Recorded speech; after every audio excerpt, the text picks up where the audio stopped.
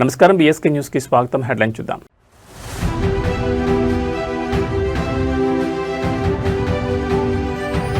చేనేత దినోత్సవం వేళ చీరాల్లో సీఎం చంద్రబాబు పర్యటన, నేతన్న సేవలో నూతన పథకం ప్రారంభం.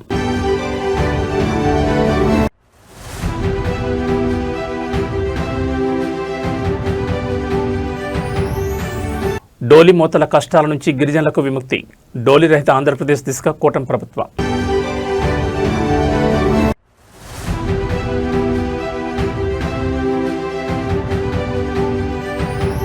రాష్ట్రంలో జీఎస్టీ ఎక్సైజ్ రాబడి పెంపునకు ఏఐ సాంకేతికత, తెలంగాణ సీఎం రేవంత్ రెడ్డి కీలక నిర్ణయం.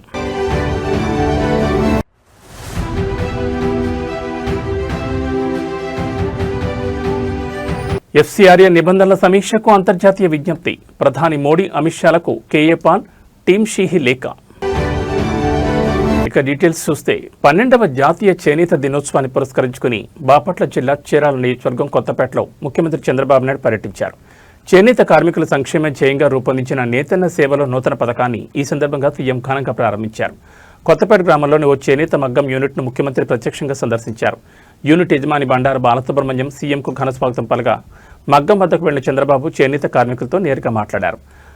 కుప్పడం పట్టు చీరల విశిష్టత, తయారీ విధానం, సంప్రదాయ నేత వృత్తి నైపుణ్యంతో పాటు మార్కెట్ పరిస్థితులపై వారితో సుదీర్ఘంగా చర్చించారు.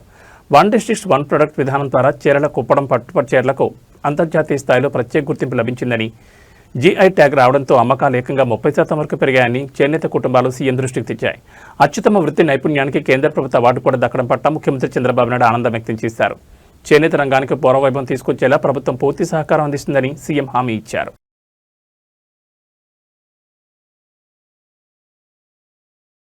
ఆంధ్రప్రదేశ్లోని గిరిజన గ్రామాలకు డోలి మోతల కష్టాల నుంచి విముక్తి కల్పించడమే లక్ష్యంగా కూటమి ప్రభుత్వం వేగంగా అడుగులు వేస్తోంది. ఉప ముఖ్యమంత్రి, పంచాయతీరాజ్ మంత్రి పవన్ కళ్యాణ్ నిరంతర పర్యవేక్షణలో చేపట్టిన అడవితల్లి బాట ప్రాజెక్టులో స్పష్టమైన పురోగతి కనిపిస్తోంది. గిరిజన ప్రాంతాల్లో పెండింగ్ రహదారి పనులపై ఉన్నతాధికారులతో పవన్ కళ్యాణ్ కీలక సమీక్ష నిర్వహించారు. అడవితల్లి బాట తొలి దశలో 1,005 కోట్లతో 1,069 కిలోమీటర్ల మేర రహదారులు చేపట్టగా ఈ కార్యక్రమాన్ని మరింత విస్తరిస్తూ అడవితల్లి బాట 2.0ను ప్రారంభించారు. దీంతో మొత్తం 2,078 కోట్ల అంచనా వ్యయంతో 2,310 కిలోమీటర్ల రహదారుల నిర్మాణం లక్ష్యంగా పెట్టుకోగా అందులో ఇప్పటికే 905 కిలోమీటర్ల మేర రోడ్ల నిర్మాణం పూర్తయింది. కొండలు గుట్టలను కంట్రోల్ బ్లాస్టింగ్ ద్వారా తొలచి 1,00,000 అడ్డంకుల నడుమ ఈ రోడ్లను నిర్మిస్తున్నారు. ఈ కేంద్రంలోని ప్రధాని నరేంద్ర మోడీ సహకారంతో గిరిజన గ్రామాలకు విద్య, వైద్యం, ఉపాధిని చేరువ చేసేందుకు ఈ ప్రాజెక్టును వేగవంతం చేస్తున్నారు. వర్షాల వల్ల ఆటంకాలు ఉన్న ప్రాంతాలు మినహా మిగిలిన చోట్ల పనులు నిరంతరాయంగా కొనసాగించాలని పవన్ కళ్యాణ్ ఆదేశించారు. అటవీశాఖ అనుమతుల్లో జాప్యం లేకుండా జిల్లా కలెక్టర్లు, శాఖల మధ్య సమన్వయం చేసుకోవాలని స్పష్టం చేశారు. డోలి రహిత ఆంధ్రప్రదేశ్ లక్ష్య సాధనలో ప్రతి ఒక్కరూ భాగస్వాములు కావాలని డిప్యూటీ సీఎం పిలుపునిచ్చారు.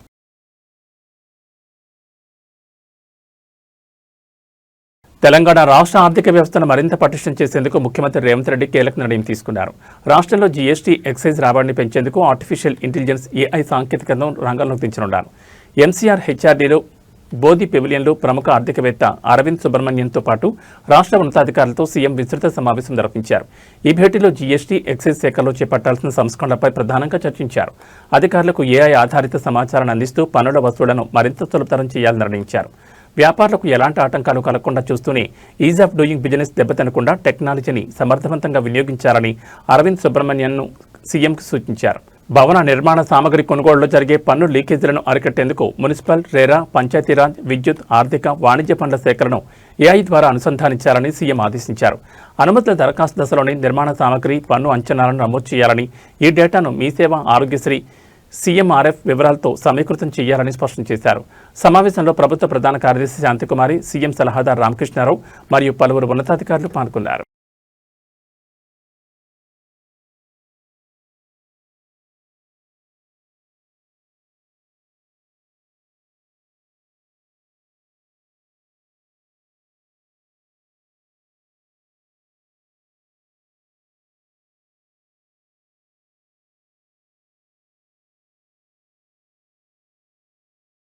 ప్రభుత్వ ఆసుపత్రుల్లో వైద్య సేవల నిర్లక్ష్యంపై మాజీ మంత్రి, BRS party deputy floor leader Tanneeru Harish Rao తీవ్ర ఆగ్రహం వ్యక్తం చేశారు. ఆర్థోపెడిక్ విభాగంలో ఆపరేషన్లకు అవసరమైన అన్ని రకాల ఆధునిక పరికరాలు అందుబాటులో ఉన్నప్పటికీ రోగులకు శస్త్రచికిత్సలు ఎందుకు చేయడం లేదని సమీక్ష సమావేశంలో అధికారులను నేరుగా ప్రశ్నించారు. వైద్య ఆరోగ్య శాఖపై నిర్వహించిన సమీక్షలో మాట్లాడిన హరీష్ రావు ప్రభుత్వ ఆసుపత్రులకు వచ్చే పేద ప్రజలకు రూపాయి ఖర్చు లేకుండా మెరుగైన వైద్యం అందించడమే లక్ష్యంగా గత బీఆర్ఎస్ ప్రభుత్వ హయాంలో కోట్లాది రూపాయలతో ఆధునిక పరికరాలను సమకూర్చామని గుర్తు చేశారు. ఆర్థోపెడిక్ విభాగానికి అవసరమైన అన్ని సౌకర్యాలు కల్పించినప్పటికీ ఆపరేషన్లు నిర్వహించకపోవడం పట్ల తీవ్ర అభ్యంతరం వ్యక్తం చేశారు. ప్రభుత్వ దవాఖానాల్లో వైద్యం అందక పేద రోగులు ప్రైవేటు ఆసుపత్రులకు వెళుతూ ఆర్థికంగా నష్టపోతున్నారని హరీష్ రావు ఆవేదన వ్యక్తం చేశారు. ఉన్నతాధికారులు వైద్యులు నిర్లక్ష్యాన్ని వీడి తక్షణమే ఆర్థోపెడిక్ ఆపరేషన్లు పునరుద్ధరించాలని, పేదలకు నాణ్యమైన వైద్య సేవలు అందేలా చర్యలు తీసుకోవాలని డిమాండ్ చేశారు.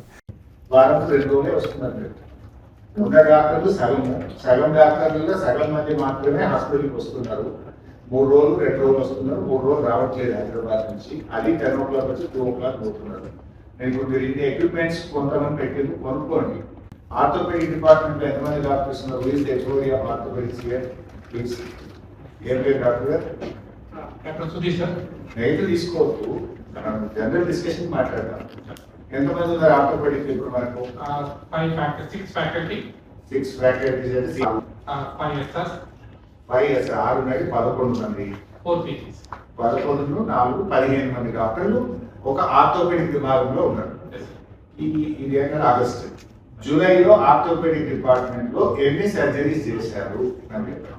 మైనర్ ఎన్ని, మేజర్ ఎన్ని, సిమెంట్ పట్టీలు ఎన్ని చేసిండ్రు, లాంగ్ బోన్ ఫ్రాక్చర్స్ ఎన్ని చేసిండ్రు? జనరల్ గానే డీటెయిల్స్ చెప్పకుండా జూలై నెలలో 81 మైనర్ ఎంత, మేజర్ ఎంత? 84 సారీ. ఓకే, 15 మంది డాక్టర్లు ఉంటారు. మీరంతా ప్రొఫెసర్లు, అసిస్టెంట్ ప్రొఫెసర్లు, టాప్ డాక్టర్స్.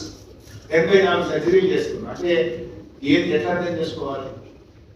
మీరు చేస్తే మీకు ఆరోగ్యశ్రీలో పైసలు వస్తాయి, మీరు చేస్తే పేషెంట్స్ కు ఫ్రీగా సర్వీస్ దొరుకుతుంది. పీజీ స్టూడెంట్ 4 ఉన్నారు, వాళ్ళు ఏం నేర్చుకోవాలి?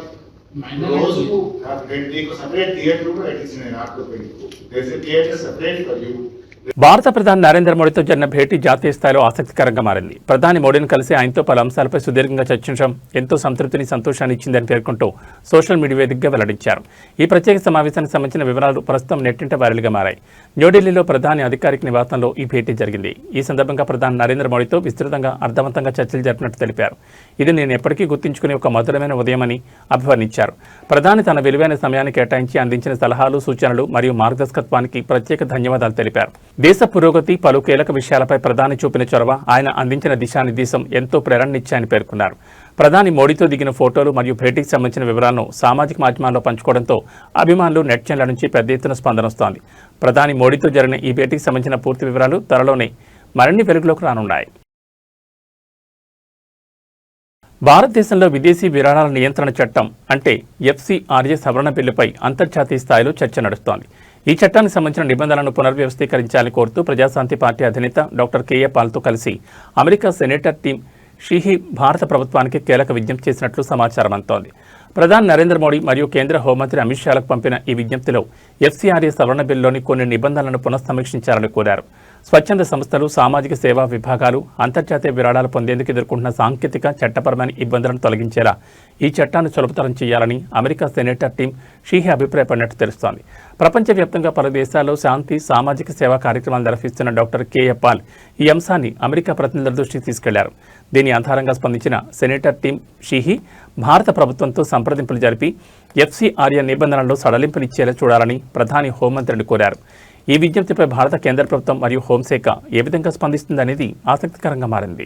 Everybody, I'm here with Dr. Paul, who's an American legend. He's traveled all over the world, spreading not just the word of the Lord, but he's also been bringing people up out of poverty and helping spread common sense values all over the world. And right here in America, he's done so much good, not just for American values, but the American church. And he's also fighting for freedom, fighting for liberty all over the world. And it's an honor to have him here in my office. I know he has a great relationship with Speaker Johnson and our president. And right now it's so important that he's working to fight to protect our Christians all across the world, and especially right now in India, a country that's of vast geopolitical importance as we look at the 21st century and how important our relationship with China is going to be, how important our relationship with the rest of the world. But one of those most important countries, the most populous nation in the world right now is India. And we have hundreds of millions of Christians in India that look to Dr. Paul for leadership, and we hope that we can see them be protected, their missionaries be protected, their charities be protected. And it's great to have Dr. Paul here with me in DC right now. Senator, thank you very much. The details I've explained to you. My good friend Prime Minister Modi and Home Minister Amit Shah is introducing this FCRA amendment bill that I met a lot of support, including Mike Johnson and Republicans and Democrats. So this bill they are introducing could take away all the churches, temples, schools, hospitals, charities from Indian entire institutions under FCRA Amendment Bill 16A. So I'm requesting, Americans requesting senators, and we're requesting Prime Minister Modi to remove that part. Don't take away Christian charities and assets worth trillions of dollars. Oh, we got your back 100%. Great to see you. Thank you.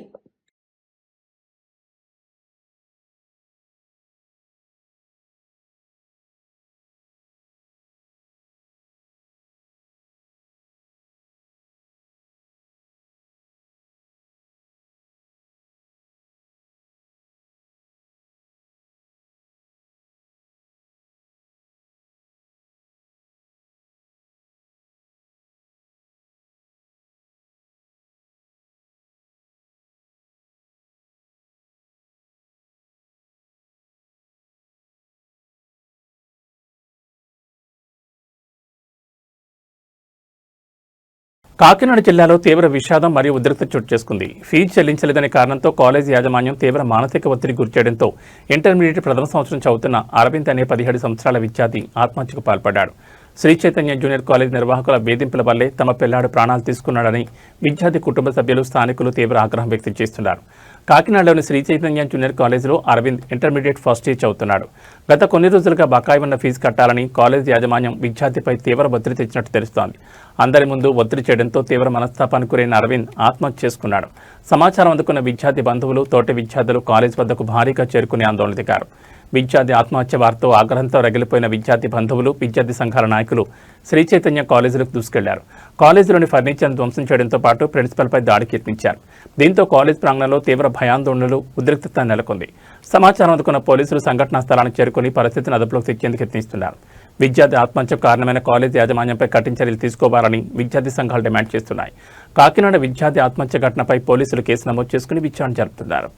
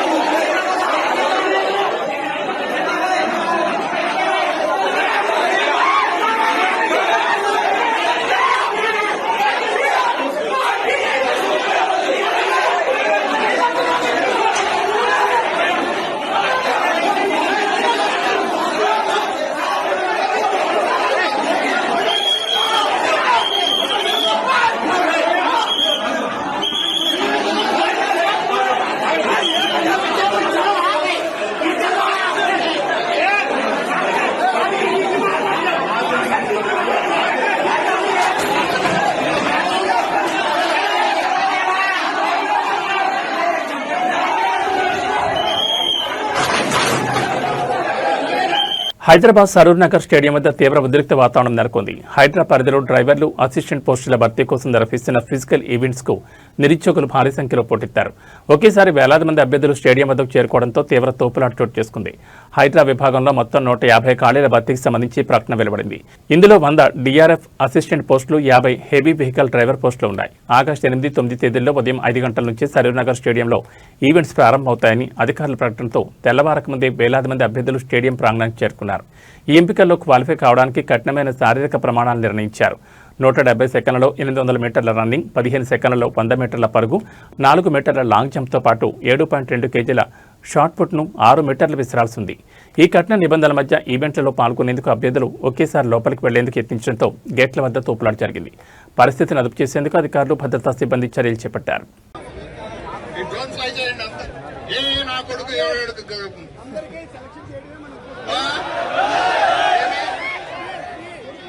Identify చేస్తాము. ఇట్లాగే చేస్తే మర్యాద చెప్తా ఉంటే అర్థం కాలేవా? దానికి ఒక పరిష్కారము, ఒక ఆచరణ సాధ్యమైన పరిష్కారం అనేది ఏదో చూద్దామని చెప్పేసి అంటే ఏముంటుంది? టోకెన్స్ ఉన్న వాళ్ళు ఇక్కడ ఉంటారు, ఆల్రెడీ ఉన్న వాళ్ళు. మిగిలిన వాళ్ళు టోకెన్ లేని వాళ్ళు దయచేసి వెళ్ళిపోండి. లేదు అంతే. అది మరి ఎంతమంది 6,000 మందికి ఎట్లా కండక్ట్ చేస్తారా? సాధ్యమైనట్లు ఉండాలి కదా. నిరుద్యోగులు ఉన్నారు, కరెక్టే బాబు. దాని ప్రకారమే చేయగలిగేట్టుగా మీరు సహకరించాలి కదా. సహకరించాలి కదయ్యా. ఎక్స్పెక్ట్ వస్తారు, కరెక్టే బాబు. కానీ ఇది ఈవెంట్ అనేది కండక్ట్ చేయగలిగితే. పాలమూరు ఇరిగేషన్ ప్రాజెక్టుల వద్ద రాజకీయం తీవ్ర ఉత్కంఠను రేపుతోంది. బీఆర్ఎస్ వర్కింగ్ ప్రెసిడెంట్ కేటీఆర్ పిలుపుతో మాజీ మంత్రులు సింగిరెడ్డి నిరంజన్ రెడ్డి, సబితేంద్రారెడ్డి ఇచ్చిన వార్నింగ్కు ఇరిగేషన్ యంత్రాంగం వెంటనే స్పందించింది. కలవకుర్తి లిఫ్ట్ ఇరిగేషన్ ప్రాజెక్టు పరిధిలోని పంప్ హౌజులో అధికారులు మోటార్లను ఆన్ చేశారు. కృష్ణా నదిలో భారీగా వరద నీరు వస్తున్నప్పటికీ వారం రోజులుగా కలవకుర్తి, పాలమూరు, రంగారెడ్డి ప్రాజెక్టుల పంపులను ఆన్ చేయలేదని బీఆర్ఎస్ నేతలు తీవ్ర ఆగ్రహం వ్యక్తం చేశారు.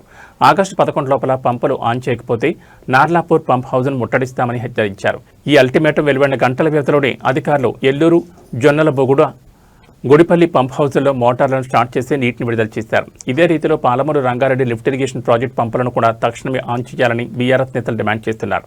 ప్రతిపక్షం హెచ్చరిస్తే తప్ప ప్రభుత్వం కదలడం లేదని, రాష్ట్రంలో పాలన నడుపుతున్నది కాంగ్రెస్దా లేక బీఆర్ఎస్దా అని స్థానిక రైతులు, ప్రజలు ఆశ్చర్యం వ్యక్తం చేస్తున్నారు. తాగునీటి విషయంలో ప్రభుత్వం నిర్లక్ష్యం వేయాలని రైతాంగం కోరుతోంది.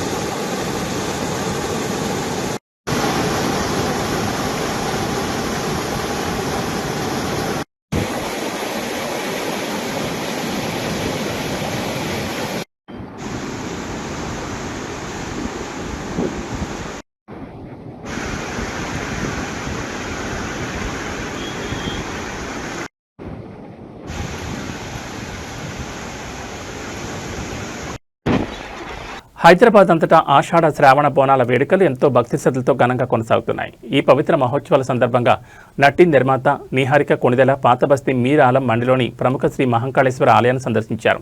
అమ్మవారికి అత్యంత వైభవంగా బంగారు బోనాన్ని సమర్పించి ప్రత్యేక పూజలు నిర్వహించారు. ఆలయ ప్రాంగణానికి చేరుకున్న నిహారిక కొణిదెలకు వేద పండితులు, అర్చకులు పూర్ణకుంభంతో ఘన స్వాగతం పలికారు. వేద మంత్రోచ్చారణల మధ్య అమ్మవారి దివ్య దర్శనం చేసుకున్న ఆమెకు ఆలయ అధికారులు శాలువాతో సత్కరించి తీర్థప్రసాదాలు అందజేశారు. ఆలయ చైర్మన్ గజుల అంజయ్య నిహారికకు ఆలయ చారిత్రక నేపథ్యాన్ని అక్కడ నిర్వహించే బోనాల పండుగ విశిష్టతను వివరించారు. అనంతరం మీడియాతో మాట్లాడిన నిహారిక షూటింగ్ వల్ల బోనాల రోజు రాలేకపోయానని, ఇప్పుడు రావడం అమ్మవారి ఆశీర్వాదమేనని అన్నారు. సాంప్రదాయ వస్త్రధారణలో బోనాలు ఎత్తుకునే మహిళలను చూస్తే తనకు ఎంతో ఇష్టమని, తన కోరికను అమ్మవారే తీర్చారని చెప్పారు. నిహారిక రాహతో ఆలయం వద్ద భక్తులు, అభిమానులు సెల్ఫీల కోసం పోటెత్తడంతో పండగ వాతావరణం నెలకొంది. అమ్మవారి దివ్య రూపం ఎంతో ప్రశాంతనిచ్చిందని, మళ్లీ దర్శించుకోవాలని కోరుకుంటున్నట్లు నిహారిక తెలిపారు. అందరికీ నమస్కారం. ఇక్కడ సండే బోనాలు ఉంది, కానీ ముందే ఆ రోజు షూటింగ్ ఉండడం వల్ల ఈరోజు కాలం మండి దగ్గర మహాకాళేశ్వర్ అమ్మవారి టెంపుల్కి రావడం జరిగింది. అది నేను ఇందాక వీళ్ళతోనే చెప్తున్నాను దట్ ఇక్కడే హైదరాబాద్లోనే పుట్టి పెరిగాను, కానీ ఎప్పుడూ నాకు చాలా అందంగా కనిపిస్తుంటుంది.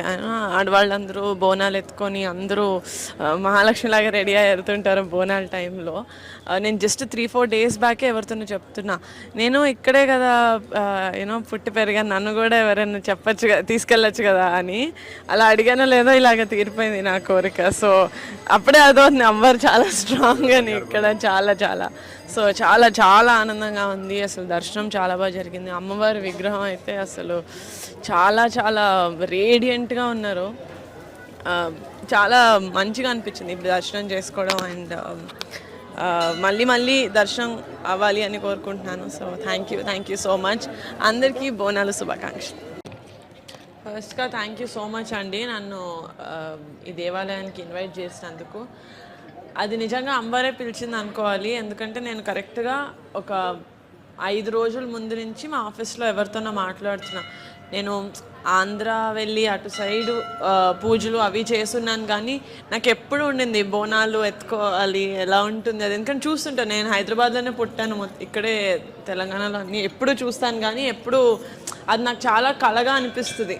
బోనాలు ఎత్తి చాలా అందంగా ఉంటుంది. బట్ ఇలా అడిగానో లేదో ఇలా నెరవేరిపోయింది. సో నాకు చాలా చాలా ఆనందంగా ఉంది. అసలు చాలా చాలా కళగా ఉన్నారు. ఆ కళ్ళల్లో అంటే మొత్తం అంటే ఈ శివుడి నామం పెట్టి దాని మీద వెంకటేశ్వర నామం నేను ఎప్పుడు చూడలేదు ఇంత.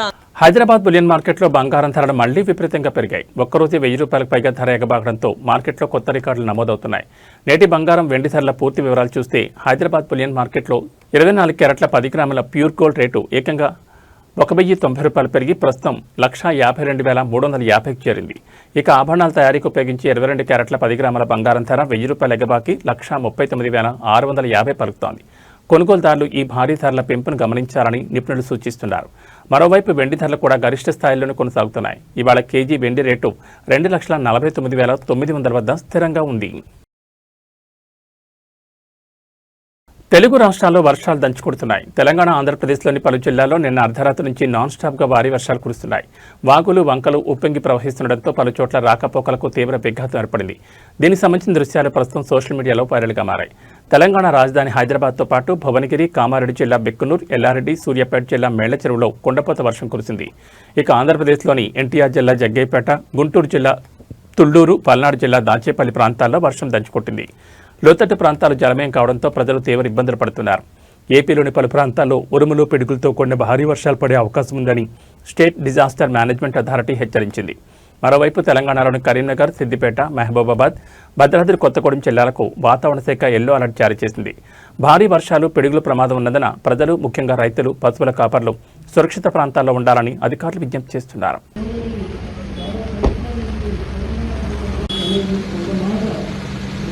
Thank